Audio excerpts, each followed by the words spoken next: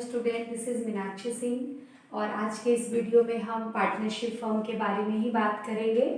और goodwill chapter आप लोग का कंप्लीट हो गया है और गुडविल के बाद हमारा जो टॉपिक होगा वो टॉपिक है रिकंस्टिट्यूशन ऑफ पार्टनरशिप। आप देखें हमने यहाँ लिखा है रिकंस्टिट्यूशन, इसका सिनोनिम्स होता है रिकंस्ट्रक्शन, यानी री मतलब दोबारा और कंस्ट्रक्शन मतलब बनाना, यानी फिर से बनाना।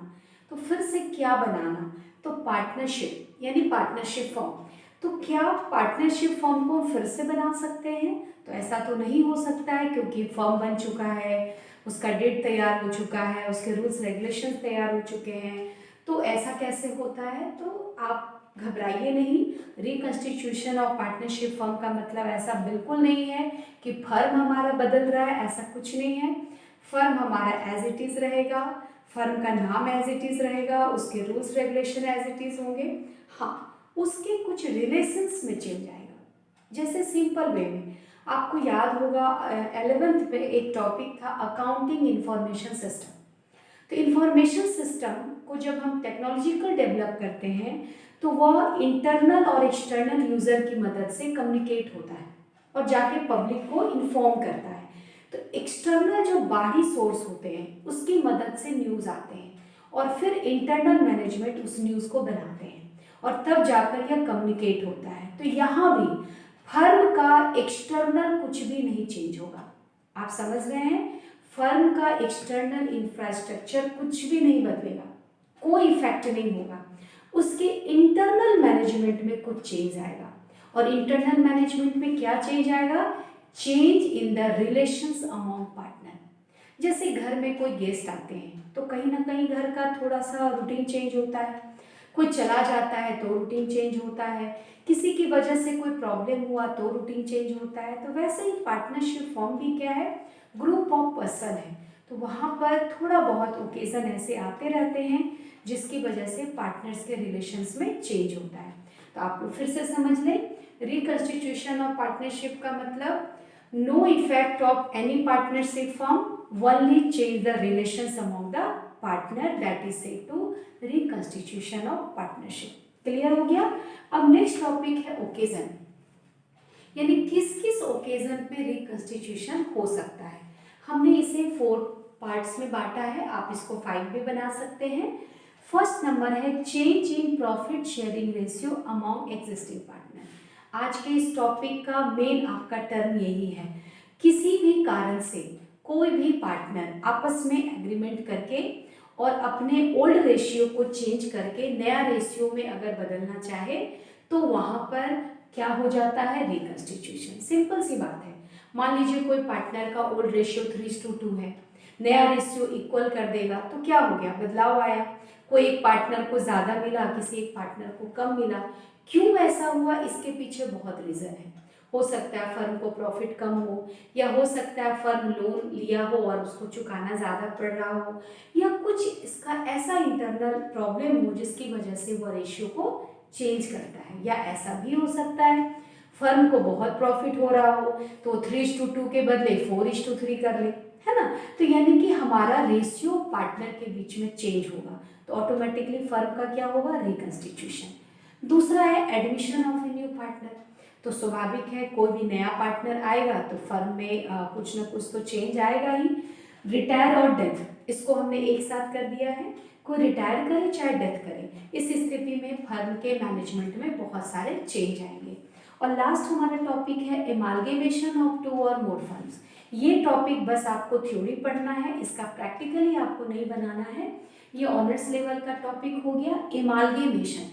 एमालगेमेशन का मतलब होता है एकीकरण, यानी कि 2 या 2 से अधिक फर्म, मोर देन 2 फर्म्स अगर सेम बिजनेस है और कंपटीशन से बचने के लिए, एक्सपेंस से बचने के लिए और अपने जो उसका मार्केट का कंडीशन है उसको अच्छा बनाने के लिए वह क्या करता है? 2 और मोर फर्म्स को मिलाकर एक फर्म बना देता है। उस टॉपिक को हम लोग क्या करते हैं? एमालगेमेशन। तो आप खुद ही सोचिए, 2 फर्म है, दोनों का बिजनेस सेम है, 2 कपड़े का ही दुकान है और दोनों कपड़ा का दुकान मिलकर एक हो गया तो ऑटोमेटिकली क्या होगा? कुछ ना कुछ तो चेंज आएगा ही। तो उसको हम क्या कहेंगे? रिकंस्टिट्यूशन। तो रिकंस्टिट्यूशन में आपके 4 ओकेजन है, change in profit sharing ratio, admission, retirement, death और एमालगेमेशन। आई होप आपको समझ में आया होगा। और आज के इस वीडियो का हमारा ये 4th टर्म को हम लोग 1 बाय 1 करके पढ़ेंगे, लेकिन आज हम लोग इस टॉपिक को पढ़ेंगे। हमारा फर्स्ट टॉपिक है change in profit sharing ratio among the existing partner. इस टॉपिक में दो बातें आएंगी, एक को बोलते हैं हम लोग सेक्रीफाइसिंग रेशियो और एक को बोलेंगे हम लोग gaining ratio. Sacrificing ratio is equal to होता है old ratio minus new ratio, old ratio minus new ratio, और gaining ratio is equal to होता है just opposite new ratio minus old ratio. यानी कि जैसे आपको 11th में आप जानते हैं debit always equal to credit, वैसे भी sacrificing always equal to gaining. आप सपोज करें अगर किसी को हम 5 रुपीज़ देते हैं तो हम सेक्रीफाइस किए, तो ऑटोमेटिकली जिसको मिला उसको भी तो 5 रुपीज़ ही मिला, यानी जो जितना देता है उतना ही सामने वाला पाता है। तो सेक्रीफाइसिंग और गेनिंग हमेशा क्या होगा, इक्वल होगा। बस फॉर्मूला आपको देखना है, सेक्रीफाइसिंग में ओल्ड माइनस न्यू करेंगे और गेनिंग में न्यू माइनस ओल्ड करेंगे, आंसर एक ही आएगा। लेकिन चूंकि बनाने के बाद ही पता चलता है कौन गेन कर रहा है कौन सेक्रीफाइस, तो अभी फिलहाल इस चैप्टर में हम लोग इसी रेशियो को ज़्यादा यूज़ करेंगे। जब रिटायरमेंट पढ़ेंगे, डेथ पढ़ेंगे, तो वहाँ गेनिंग रेशियो निकालना ज़्यादा इजी होगा। ऐसे आप दोनों में से कोई भी रेशियो निकालेंगे, आंसर आपका एक ही आएगा। क्लियर है? अब क्या आपको समझाना है, change in profit sharing ratio जब आएगा आपके क्वेश्चंस में, तो उसमें आपसे पूछेगा whose partner sacrifice and whose partner gain. अब एक बात आती है, क्या बिजनेस में कोई पार्टनर किसी के लिए सेक्रीफाइस क्यों करेगा? क्योंकि बिजनेस में इमोशन तो होता नहीं है, बिजनेस में हर चीज़ फैक्ट्स होते हैं, फिगर्स होते हैं, हम जितना दिए उतना मिलेगा, हम सेक्रीफाइस क्यों करें? तो सेक्रीफाइस करना पड़ता है न्यू पार्टनर के लिए।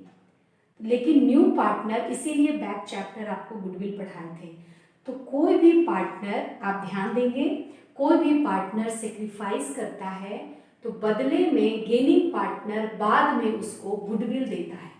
तो हम आपको बताए थे गुडविल इंटेंजिबल एसेट्स है, उसको खरीदा और बेचा नहीं जाता है, लेकिन जब गुडविल को खरीदने की बात आती है तभी उसका वैल्यूएशन लगता है।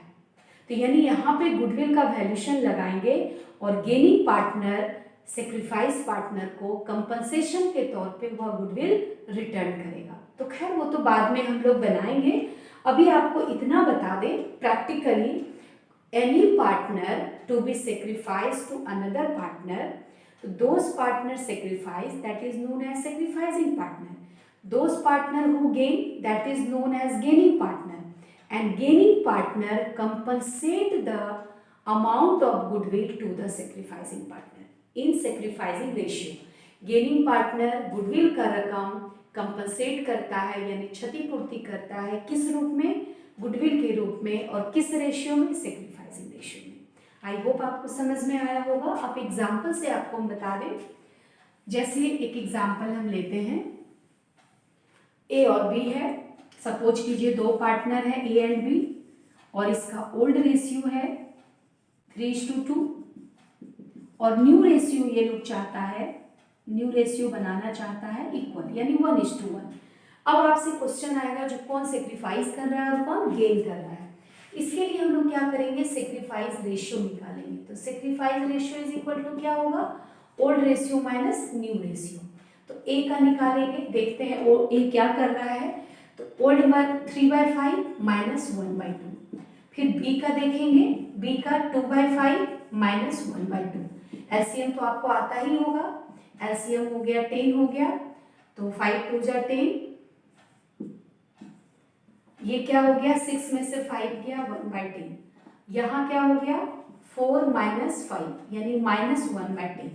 अब आपको क्या देखना है, सेक्रीफाइसिंग रेशियो में फायदा क्या होता है, जो प्लस में आता है वो सेक्रीफाइस करता है और जो माइनस में आता है वो गेन करता है, इसीलिए ये ज़्यादा इंपॉर्टेंट होता है बनाना। और अगर आप गेनिंग बनाएंगे तो जस्ट अपोजिट हो जाएगा, तो जो प्लस में आएगा वो सेक्रीफाइस करेगा, जो माइनस में आएगा वो गेन करेगा। और स्वाभाविक है, जो प्लस में आएगा यानी जिसके पास रहेगा वही तो किसी को देगा, और जिसके पास नहीं रहेगा वो क्या करेगा, गेन करेगा। तो आप इस तरीके से सेक्रीफाइसिंग और गेनिंग रेशियो निकालेंगे, यानी इसका आंसर क्या होगा, ए सेक्रीफाइस किया और बी गेन किया। क्लियर है? तो आज के इस वीडियो में हमने रिकंस्टिट्यूशंस बताया और ओकेजन का पहला ओकेजन आपका कंप्लीट हो गया, जिसका मेन फोकस था सेक्रीफाइसिंग रेशियो और गेनिंग रेशियो। अब क्या कीजिएगा, अगर किसी क्वेश्चन में सेक्रीफाइसिंग रेशियो बनाना होगा और गुडविल का अमाउंट होगा, तो गुडविल तो आपको आता ही है बनाने। गुडविल का वैल्यूएशन को आप डिस्ट्रीब्यूट करेंगे किसमें, सेक्रीफाइसिंग रेशियो में। ठीक है, जैसे 1/10 आया, मान लीजिए गुडविल का वैल्यू है 10,000, तो 10,000 इंटू 1/10 यानी 1,000, यानी कि कंपनसेट के रूप में गेनिंग पार्टनर सेक्रीफाइसिंग को कितना रुपया देगा, 1,000 रुपीज देगा। तो क्या हो गया, दोनों चीज इक्वल हो गया। अब आपको हम बता दें, लास्ट है इस टॉपिक का, इसको जर्नल के रूप में हम लोग कैसे दिखाते हैं। तो जर्नल हमेशा क्या होगा, गेनिंग पार्टनर्स डेबिट होगा, gaining partners account debit to sacrificing partners account. Capital भी आप लिख सकते हैं।